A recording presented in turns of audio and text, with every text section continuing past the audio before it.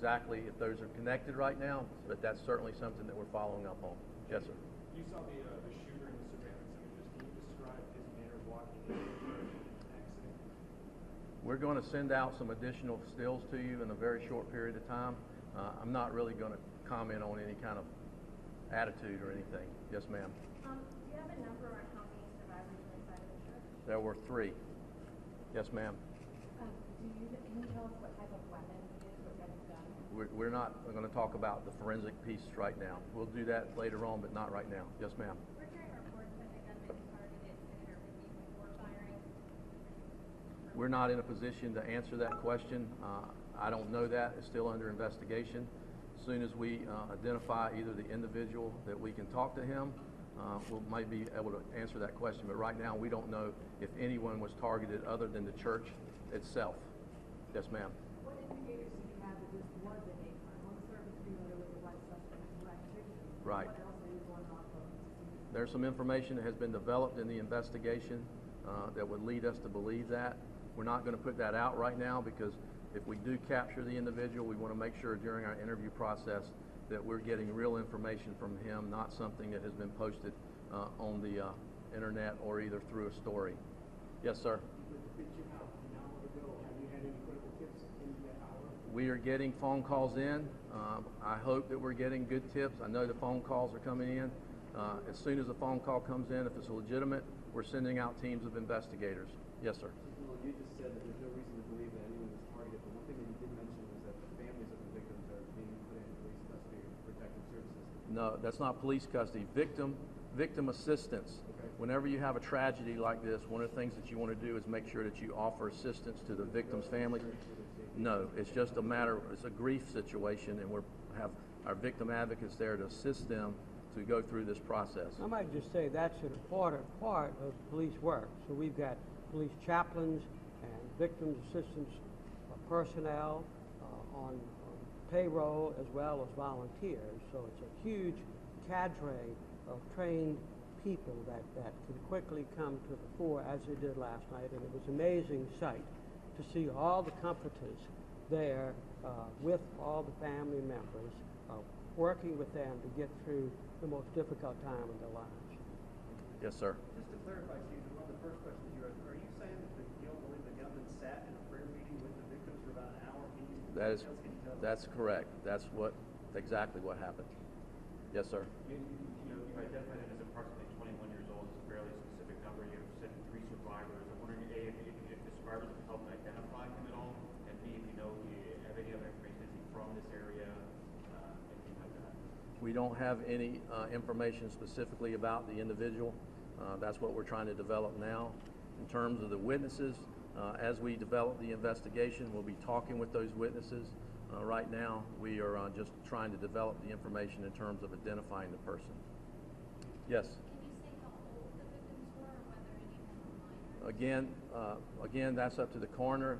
In the state of South Carolina, the coroner is responsible for identifying not only the victims to the families, but also to the public. So she'll be identifying those individuals as soon as she possibly can. Yes, ma'am. You're warning people in this area to be careful and watch out for him. What about areas north or south of here, like up or down 17, the beach, Savannah? What we're doing is asking everybody to be vigilant. We don't know where this individual is, so wherever you are, that's why we're asking the media to get this information out as broadly as possible, and we're sending this information out to all of our law enforcement partners up and down the East Coast and throughout the United States, because we don't know where this individual is right now. So everybody needs to be vigilant. Everybody needs to be aware of their surroundings, and if they see anything at all that's suspicious, they need to call 911 and let law enforcement come out and address that situation. And one more, do you have traffic cameras that you've been able to check up and down? Investigators are going through all kinds of video right now and trying to identify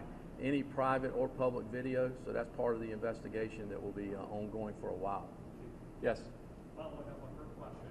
What do you say to people when plans to come into the city in this area this weekend who may be having second thoughts this morning after seeing where things are right now? Right. Well, what I would say is that there's law enforcement officers throughout this area, not only in the downtown area, but throughout the region.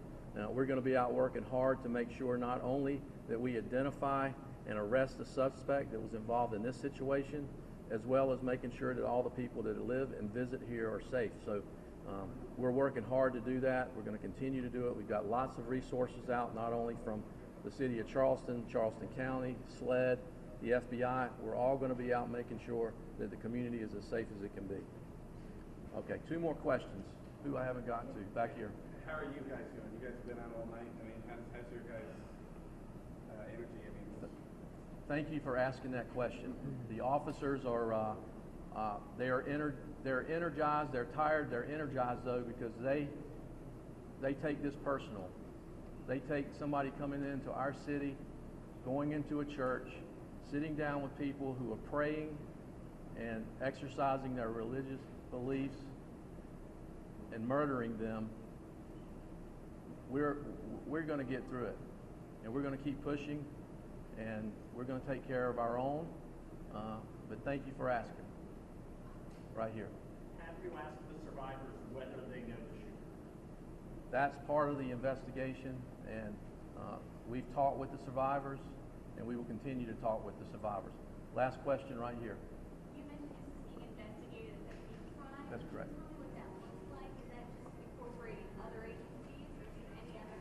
Right. Well, basically, what that does, if it's a hate crime, there are specific elements that could make it a federal prosecution, and one of the things that we look at when we do those types of investigations are motivation. You know, what is the motivation behind the crime, and if it is in fact a hate crime, and in this case, there is absolutely no doubt in my mind that it is a hate crime. And what that does is allow us to work more closely with our partners from the federal prosecution as well as investigation. So as we go through this, we will look at all of those elements, and if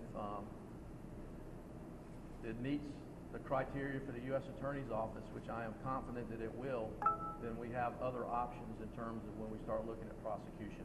All right, thank you very much. We will be back and update you as we have information, okay? Thank you so much.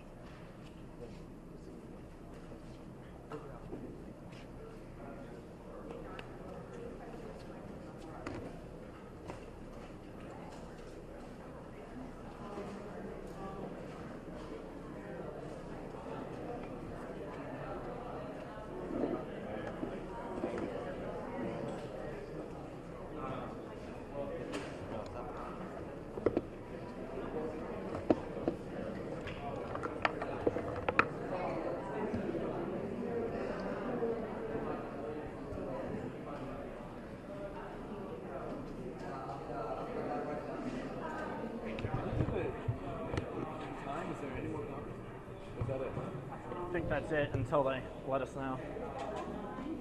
Hello? No, I'm not. Oh, just in case. Right.